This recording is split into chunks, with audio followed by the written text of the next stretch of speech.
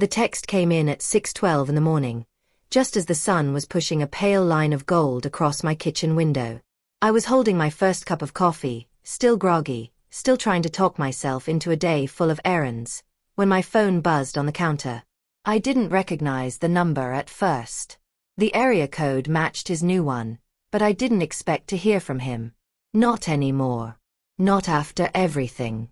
I tapped the screen. Good luck paying bills without me. That was it. No greeting. No punctuation. Just that small, smug sentence radiating from a man who used to sleep beside me for nearly 2 decades. The audacity made my hand go still around the coffee mug. A part of me wondered if I was still asleep, still dreaming in that half-foggy place where disbelief feels normal. But no. It was him. My ex-husband, Daniel. A man who had walked out 6 months earlier, supposedly to find himself, though he seemed to locate himself rather quickly in the arms of a woman 15 years younger. The man who told me, through a stiff jaw and averted eyes, that I'd figure things out financially, as if I hadn't always been the one who balanced our lives like spinning plates. As if the mortgage, utilities, and every last subscription didn't pass through my hands first. As if I were the one who needed luck.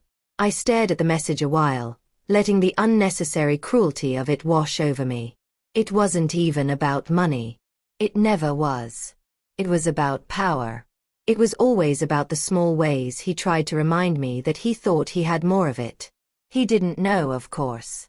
He didn't know I had already spent months picking apart the finances he used to hide from me. He didn't know that the joint account he forgot he'd tied to an automated monthly transfer was still quietly sending me funds every second Friday like a loyal little soldier completing its orders. He didn't know that the man who now gloated about my supposed financial ruin had, in fact, been paying my electric bill, my internet, and my home insurance without realizing it. And he definitely didn't know that I had the document trail to show exactly how it happened, all while he believed he'd cut me off entirely. My first instinct was to ignore him, to rise above it. But then I looked at the words again. Good luck paying bills. The kind of message meant not just to sting, but to belittle, to diminish, to remind me of my place, a place he no longer had the right to define. So I took a slow sip of my coffee, set the mug down, and opened the banking app. I scrolled to the transfers. The most recent one had cleared just 3 days ago. A perfect, clean entry. Then I took the screenshot. And for the first time in months, I felt something warm in my chest. Not anger. Not bitterness. Just clarity, the kind that arrives right before everything begins to shift. I typed a single sentence beneath the screenshot. You might want to disable your automation before wishing me luck. Then I hit send. But that moment, that tiny spark of justice, was only the beginning. Because the money wasn't the real story. The real story was everything I discovered after. Everything he'd forgotten. Everything he'd tried to hide. And everything that rose to the surface the moment I decided to stop being quiet. There was a reason that account still existed, and why Daniel had never dared close it. My name is Margaret Hale, though most people call me Maggie. I'm 62 years old, and if you had told me 10 years ago that I'd be sitting here narrating a story about financial betrayal from the man I once trusted most, I would have laughed. Or cried. Or both. I've lived in the same little cedar-sided house for 22 years. It isn't big, but it's mine. I raised 2 children in it. I cooked more meals than I can count. I spent endless winter nights curled up in the living room with a cup of tea and whatever book I managed to borrow from the library that week. I worked as a school librarian for almost 3 decades. I loved it.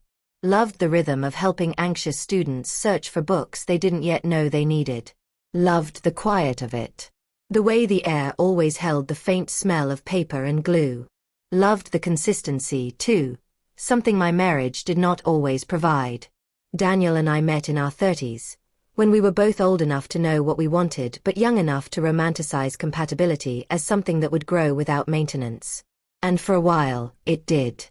He was charming when he wanted to be. Supportive when it benefited him. He had that type of confidence people mistake for leadership, a natural ability to fill a room without speaking loudly. But over the years that confidence calcified into something brittle. Something sharp. Something that cracked whenever he felt threatened by the success or independence of others, especially mine. When he left, I felt an odd combination of sadness and relief. Sadness for the years spent bending myself into corners to avoid conflict. Relief that I didn't have to walk on eggshells anymore. But there were fears, too. I won't pretend otherwise. When you're in your 60s, divorce feels less like a break and more like a landslide. The financial uncertainty alone is terrifying. And Daniel knew that. He used it like a weapon. Still, I am not fragile. I may be soft-spoken, but I do not crumble. I've lived long enough to know that dignity isn't loud. It's steady. It's patient. It's the quiet refusal to be underestimated. That morning, when I sent him that screenshot, I felt something settle inside me. A sense of alignment. Like I had taken the first step of a very long walk I should have started years ago. Because what Daniel didn't understand, what perhaps he never understood, is that I don't fight with shouting. I fight with records. I fight with truth. I fight with the kind of calm that unnerves people who expect their temper to shake you. And as I would soon discover, he had made far more mistakes than leaving an automated transfer running. His arrogance had left a trail. A long one. And the very next person to unknowingly reveal the first piece of that trail was someone I never expected. His new girlfriend. Our children, Emma and Michael, are grown now. They're in their 30s, building their own lives. Both of them love their father, though they've learned over time that loving Daniel comes with a kind of emotional bookkeeping. You learn to expect disappointments. You adjust your expectations quietly. When Daniel left, they each called me the same day, both of them speaking in gentle tones that reminded me they were no longer children but adults trying to care for their mother. I appreciated it, but I insisted I was fine. Because I was, at least emotionally. What I didn't yet know was how entangled Daniel had left our financial lives, intentionally or not. My relationship with my children remained strong, but I never burdened them with the details of the divorce. I knew they would take sides, and I didn't want to weaponize their love. That was Daniel's style, not mine. Still, the dynamic shifted subtly. Emma started visiting more often, helping me with house repairs no one asked her to take on. Michael began sending me dinner recipes as though I'd suddenly forgotten how to cook. It was sweet, but I could feel the worry behind it, humming like a quiet undertone. And then, there was the day Emma showed me a social media photo of Daniel with his new girlfriend, a woman named Ray. Younger, yes. Prettier in the way youth tends to be. Wearing the kind of outfit and smile meant to say, "Look at how alive he is now." I said nothing. Until Emma sighed and said, "Mom," she tagged him at a bank. A bank. In the photo's background, a branch I recognized. My branch. The one still tied to our old joint accounts. Why was he there? Emma asked. I shrugged and said I didn't know. But I did. Daniel had been withdrawing cash from the account he insisted he closed. The same one with the automated transfer still active. The same one I had been combing through for months. And if he was using it, that meant he believed I had no reason to check it. Which meant he was comfortable. Which meant he was careless. I didn't tell Emma any of that. I simply sipped my tea and filed the information away. Because family has its own gravitational pull, its own orbit of secrets and half-spoken concerns. You learn when to share and when to stay silent. You learn that timing is everything. But that photo. That casual little post from a woman who didn't know me at all? It was the first breadcrumb. One I intended to follow. Because the next breadcrumb came from a place far less innocent, our old insurance company, calling with a question that stopped me cold. The insurance representative called on a Wednesday afternoon. I remember because I was folding towels and listening to an audiobook when my phone rang. She introduced herself politely, then said, "Mrs. Hale, we're calling to verify that you authorized the removal of your name from the homeowner's policy." I froze. "No," I said. I made no such request. There was a pause, the faint clicking of a keyboard. It was submitted through our online portal, she said. A few days after your husband updated the billing address. My husband. The word snagged. Daniel had removed me from the homeowner's policy. From the house that had my name on the deed. From the property I maintained for years while he floated between jobs and grievances. And what address was it changed to? I asked, though a part of me already knew. She read it aloud. Ray's building. He had transferred the policy to a place he didn't even own, claiming sole responsibility, quietly stripping my name away as though I were a temporary visitor in my own life. The betrayal wasn't the policy itself. It was the attempt to erase me from something I had built, maintained, and fought for. It was the casual assumption that I wouldn't notice. That I wouldn't care. That I was too old, too tired, too soft to challenge him. But the worst part came when I logged into the online portal myself. There it was, a request to remove secondary party due to separation. It was dated 2 months earlier. 2 months. Meaning he had been editing financial documents behind my back even before the divorce was finalized. That wasn't just unkind. It was illegal. And then came the missing savings. Small amounts at first, $20 here, $50 there. I assumed they were monthly fees I'd overlooked. But when I cross-referenced statements, I found quiet transfers to an account I didn't recognize. A personal discretionary fund, created by Daniel years earlier but never disclosed during our marriage. He had siphoned money, not a fortune but enough to matter, from the joint account while leaving me responsible for the household bills he now mocked me for struggling with. I sat with the documents spread across my dining table, reading through them slowly. Not crying. Not shaking. Just absorbing the pattern. It wasn't an accident. It was a strategy. A subtle, calculated extraction of my stability. A way of ensuring that when he walked out the door, he left me not just alone, but uncertain.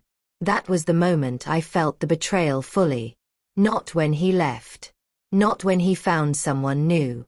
But when I realized he had been preparing for his exit long before he announced it, quietly draining the life we'd built, one unrecorded transfer at a time. And if he thought I wouldn't find out, then he didn't know me at all. The investigation started that night, and what I discovered next was far bigger than missing savings. I've always believed in documentation. It's a habit from my years as a librarian. I trust paper. I trust receipts. I trust records that can be printed, highlighted, and filed. So that night, while the house settled into its usual creaks, I opened a fresh binder and began sorting. Transfers. Policy changes. Account updates. Every document got a date, a label, and a colored tab. The next morning, I called an attorney, a calm, soft-spoken woman named Lillian who specialized in marital asset disputes. She listened patiently as I explained everything: the automated transfer he forgot, the hidden account, the insurance removal. When I finished, she exhaled in a long, measured breath. "Mrs. Hale," she said, "what you've found isn't just suspicious. It's textbook financial misconduct." We spent hours going through my binder, page by page. She pointed out things I had missed. Dates that didn't line up. Signatures that appeared rushed or inconsistent. Digital authorizations that came from an IP address belonging not to our home, but to Ray's apartment. That was the detail that cracked the whole thing open. Because if he'd accessed joint accounts from another residence before the divorce was finalized, it implied more than financial misconduct. It suggested premeditation. And that meant leverage. "Don't confront him yet," Lillian warned. "Document everything first." So I did. I requested bank archives. I downloaded statements from every joint service we ever shared. I called the insurance company and requested audio logs of every recorded interaction. I used the Freedom of Information Act to pull property tax correspondences. I even tracked down old emails Daniel had forgotten existed, the ones from accounts he assumed were long abandoned. And I found something else. Something I didn't expect. A transaction from our joint account labeled Ray M. Wellness Retainer. Nearly $2,000. Dated while he and I were still married. Not a one-off. A monthly retainer. Which meant he had been financially supporting her, quietly, consistently, with money from our home. I sat back in my chair, stunned by the clarity of it. Daniel wasn't just careless. He was reckless. And reckless people make excellent paper trails. By the end of the week, the binder was full. By the end of the month, there were 4 binders. And by the time I brought everything to Lillian again, she smiled, the subtle knowing smile of someone who sees the outcome before the first move is made. We have enough for a full financial review, she said. And when we file this, he's going to panic. But I didn't want panic. I wanted truth. His truth, in his own hands, presented calmly. Because revenge, for me, has never been about destruction. It's about illumination. And the moment that illumination began was the night Daniel called me, not to apologize, but to demand something. The call came just after dinner. I was rinsing dishes when my phone lit up with his name. I debated letting it go to voicemail, but something told me to answer. Maggie, he said without greeting, I need you to stop accessing our old accounts. Our old accounts. Not his. Ours. I dried my hands slowly. Why would that concern you? I asked. He hesitated, a tiny stumble I recognized instantly. The sound of a man who knows he has something to hide. It's confusing, the new billing system, he said. Just leave it alone. He wasn't calling out of consideration. He was calling because he'd felt something shift. Maybe he'd seen account alerts. Maybe a bank representative had mentioned, your wife. Maybe Ray had asked why he was still paying for a house he'd abandoned. We're divorced, he continued, trying to sound firm. You have your life now. I have mine. And yet, I said lightly, your money seems very attached to me. There was silence, a tight, sharp silence. What is that supposed to mean? And that was the turning point. Not the policies. Not the missing funds. Not even the retainer for Ray. No, the turning point was realizing he was nervous. Defensive. Afraid of something he had done. Something he assumed I hadn't discovered. He asked again, voice strained. What are you implying? I chose my words carefully. Daniel, I think we should meet, I said. There are matters we should discuss. Face to face. He didn't expect that. He sputtered objections, excuses, vague statements about moving on. But eventually he agreed. Men like Daniel always agree when they suspect they're losing control. They can't resist an opportunity to regain it. We set a time for Saturday morning at a neutral cafe. Public enough for civility. Private enough for truth. After I hung up, I placed my phone on the counter and breathed out slowly. My decision was made. I would confront him. Calmly. Directly. With documentation. Not to fight. But to clarify.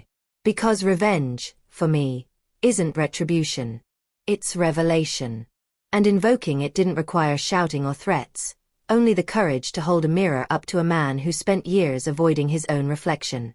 But Daniel didn't show up alone at the cafe, and that was the first sign of how messy the unraveling would become.